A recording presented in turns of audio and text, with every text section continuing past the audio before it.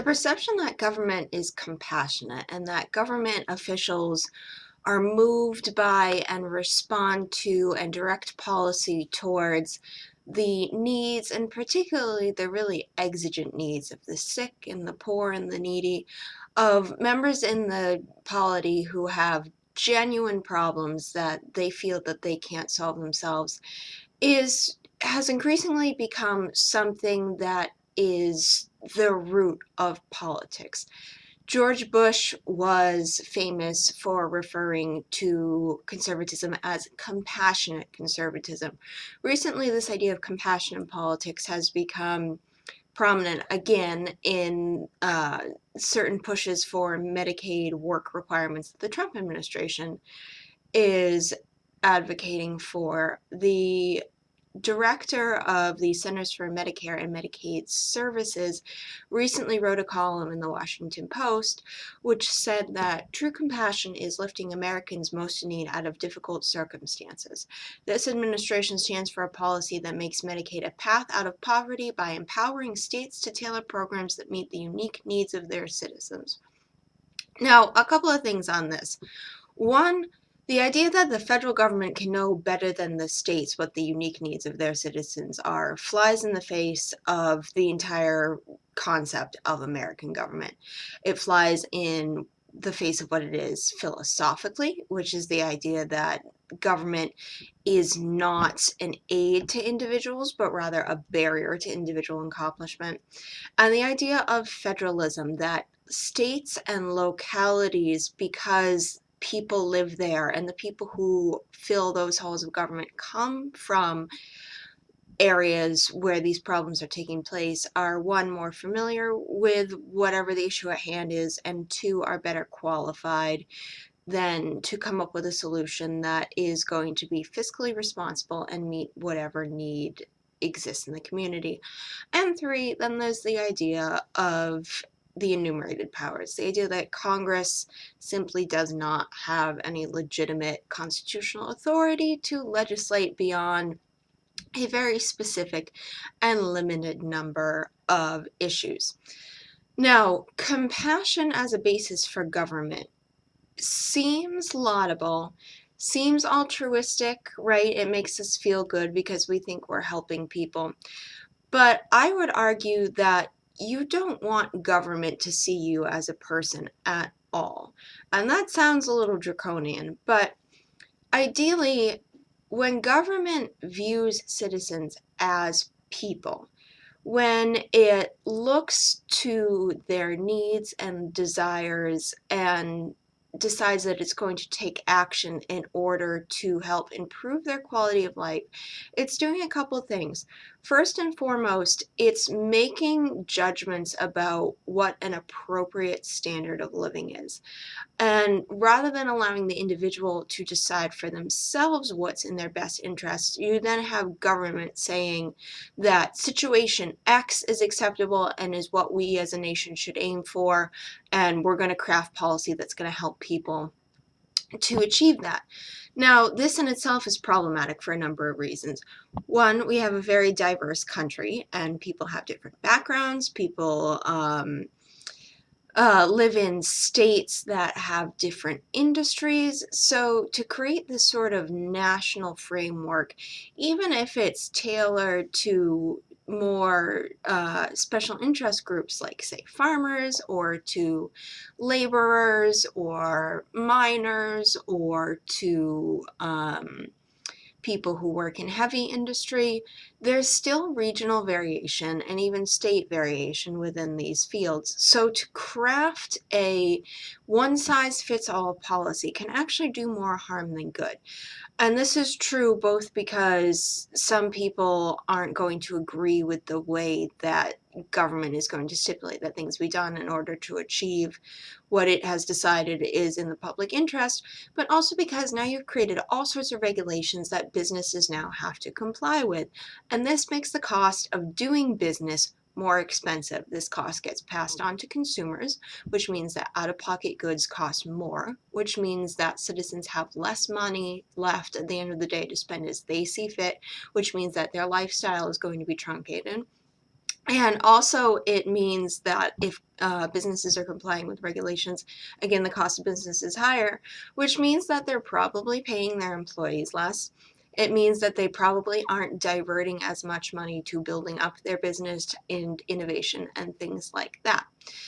Um, Beyond that, when government is defining what a good standard of living is defining what's in the best interests of citizens, it means that individuals can't do that for themselves.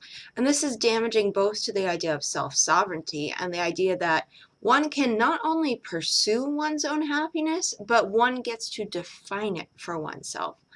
Um, and government intrusion in that makes these things impossible.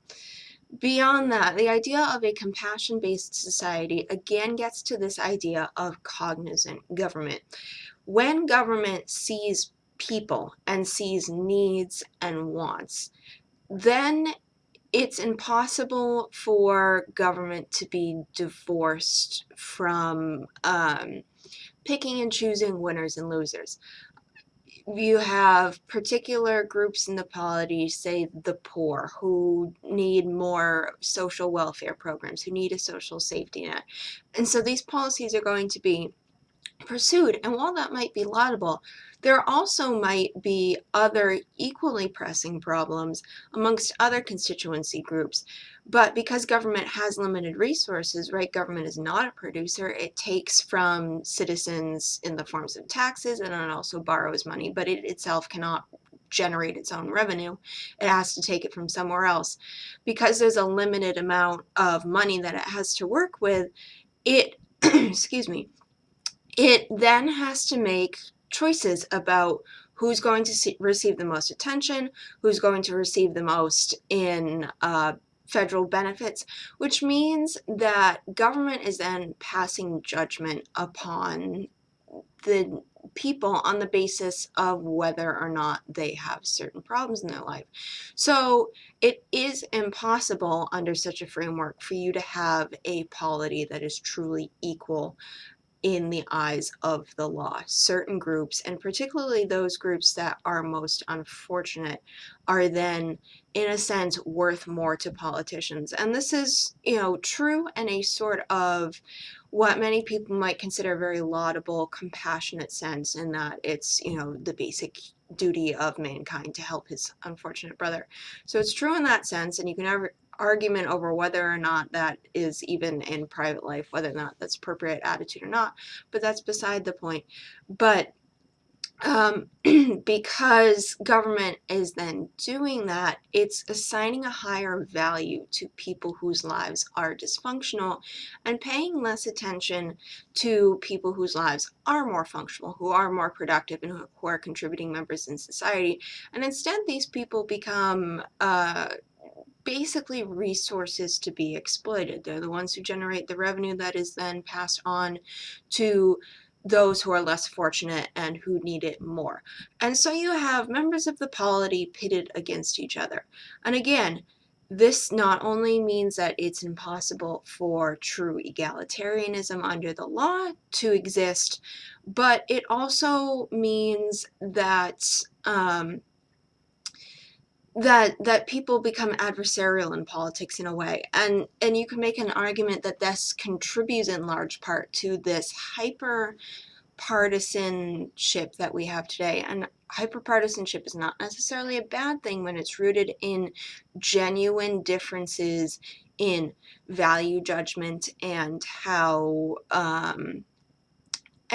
people perceive the world and what they think that their motivation should be. So partisanship then is not a problem, but partisanship is a problem when it's more about raising one group up at the cost of another, and then demonizing someone because they stand in the way, because they don't think that that's an appropriate basis for government.